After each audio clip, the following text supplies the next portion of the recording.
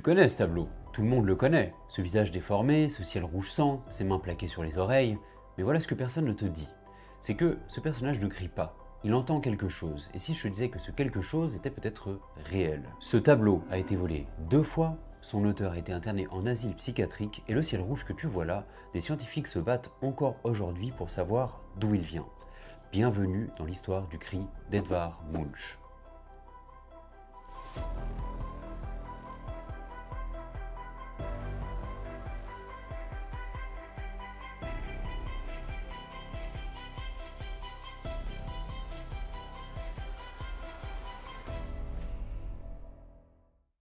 Pour comprendre ce tableau, il faut d'abord comprendre l'homme qui l'a peint. À seulement 5 ans, Munch perd sa mère emportée par la tuberculose. À 13 ans, c'est sa sœur aînée, la même maladie, puis son frère meurt subitement d'une pneumonie quelques mois après son mariage. Et l'une de ses sœurs est internée à vie pour schizophrénie. Munch le dit lui-même, il écrira dans son journal « La maladie, la folie, la mort étaient des anges noirs qui se sont penchés sur mon berceau ». C'est cet homme-là, brisé, hanté, hospitalisé en 1908 pour hallucinations auditives, dépression et pulsions suicidaires, qui va produire l'image la plus angoissante de l'histoire de l'art. Mais la grande question reste, qu'est-ce qui a vraiment déclenché ce tableau? Le 22 janvier 1892, Munch note dans son journal « Je me promenais sur un sentier avec 2 amis, le soleil se couchait, tout d'un coup, le ciel devint rouge sang. Je m'arrêtais, tremblant d'anxiété, je sentais un cri infini qui passait à travers l'univers et qui déchirait la nature. Ce ciel rouge, il est réel. Mais d'où vient-il? En 1883, le Krakatoa, un volcan indonésien, est entré dans une violente éruption.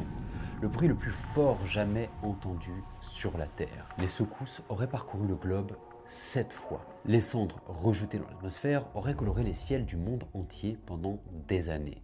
Des scientifiques américains ont donc avancé en 2004 que Munch avait peint ce ciel-là. Un souvenir gravé dans sa rétine 10 ans après l'éruption. Sauf que d'autres chercheurs ont remis en question cette théorie. Selon eux, les couleurs produites par une éruption volcanique durent des années alors que l'expérience de Munch semble avoir été soudaine et ponctuelle.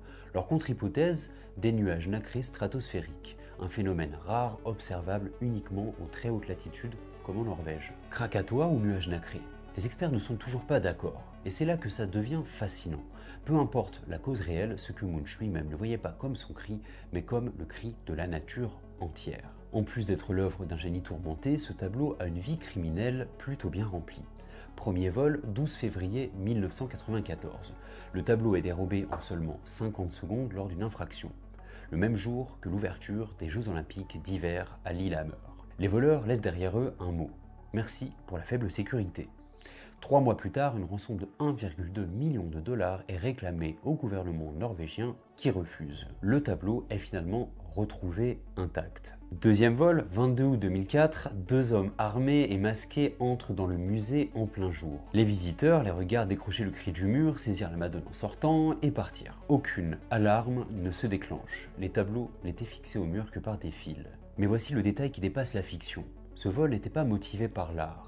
À vrai dire, il aurait été commandité comme une diversion pour permettre la fuite d'un chef de gang impliqué dans un hold-up de la Banque centrale de Norvège quelques mois plus tôt. Le cri, l'icône de l'angoisse humaine, utilisé comme outil de braquage. Les tableaux ont finalement été retrouvés en août 2006, endommagés et restaurés. Il y a un dernier secret que peu de gens connaissent. Dans le coin supérieur gauche du tableau original, il y a une inscription au crayon à peine visible. Longtemps, on a cru qu'elle avait été ajoutée par un détracteur. Elle dit, en norvégien, n'a pu être peint que par un fou.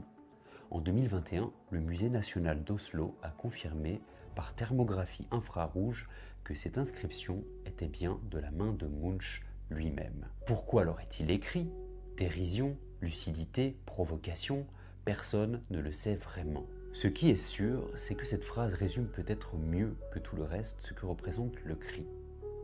L'œuvre d'un homme qui a regardé le monde en face et qui a vu quelque chose que nous préférons tous ignorer. Ce cri, dans le fond, il parle peut-être aussi de toi.